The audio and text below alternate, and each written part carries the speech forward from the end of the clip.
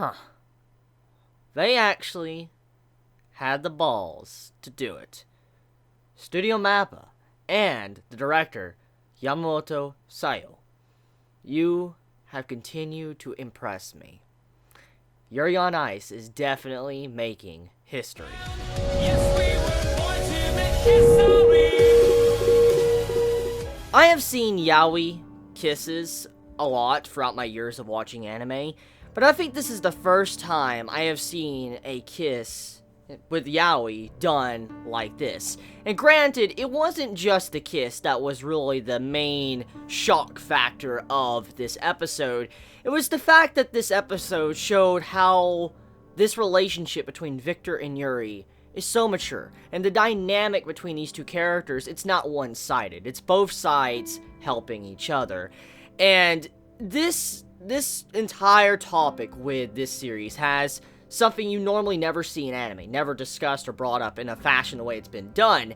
And when you think of yaoi, it tends to be more along the sides of BL. That's what it comes down to. But Yuri on Ice isn't that type of traditional story. It's something else entirely. It's like a modern-day love story told in a mature way about two people falling in love. And I've already mentioned many times already in the past with my recent reviews, is that Yuri on Ice continues to impress me with how mature it handles its characters.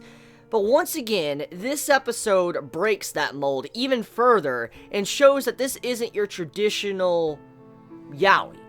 And it's already been point blank given that we know it's not, but if you still believed it was still the traditional yaoi type love, then you are sadly mistaken after watching this episode.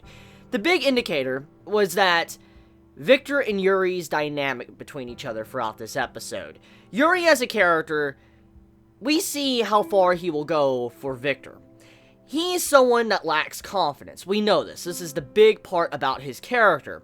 But we know now that he wants Victor for himself. We saw him display this in his last skating, when he was doing his play, or his performance. He displayed that he wanted Victor for himself, and he wanted everybody to look at the person that stole Victor from the world.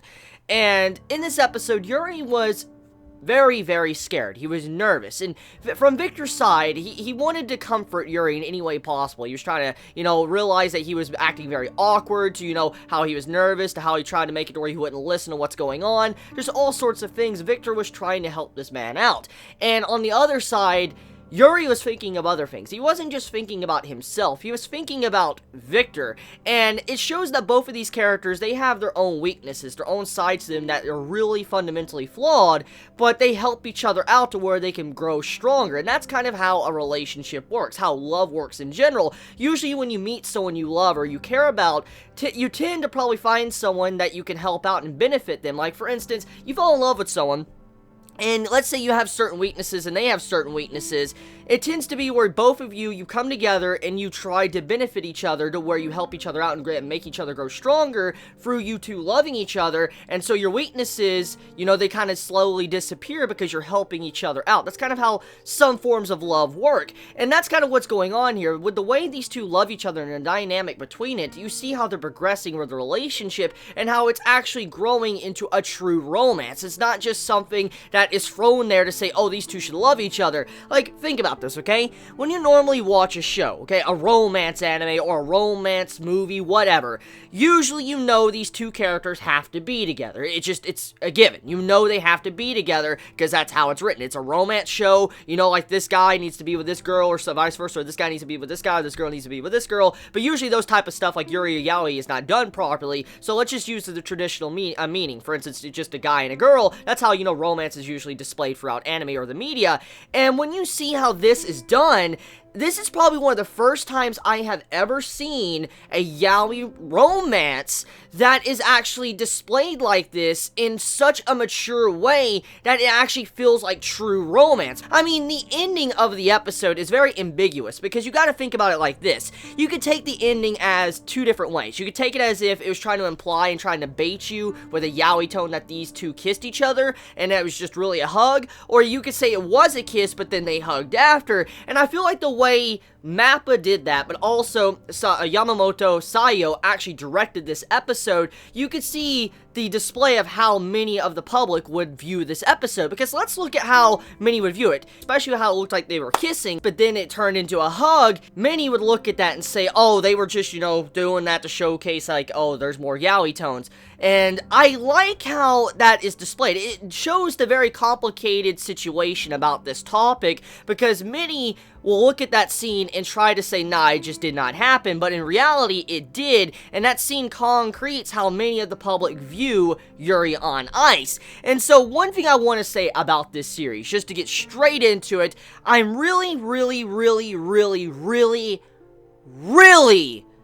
upset with the individuals that continue to judge the series because it has yaoi tones. I really despise that. I just gotta get this out of the way, because I was talking with a friend yesterday, Sun Wukong. I was doing a stream, and it brought up a really good topic. I want to take a page from Sun's book. He stated that every time someone tries to put down Yuri on Ice and say it's just, a show for yaoi fans and stuff like that, it's not really that good, it once again concretes the fact of the purpose of this anime and makes it even better. It puts the message across of how important this show is for this time of anime, and it just saddens me. Many will look at this series and judge it because it has yaoi tones, which once again really relays the message of the show. It's trying to be different. It's trying to be something that isn't your traditional romance. It's not trying to be forced. It's not trying to put, like, comedy segments with yaoi or slash Yuri. They're not trying to do stuff like that. They're really making a traditional romance story that feels legit. And so, just to get right into it, to kind of settle this topic once and for all, I'm just sad that many will not watch this series because of a certain theme. And granted, I'm one that probably wouldn't have watched this series either, but I saw it for what it was, and I saw how good the story was and the characters. This series, I don't think it would be as good, honestly, if it was a traditional romance. I don't think it would. The reason why is because the message that this show is trying to convey to the audience. It's a very big message, and I truly respect how the studio MAPPA, but also the director, is taking time to do something like this. Not many anime studios are willing to touch a topic like this, and I truly respect that.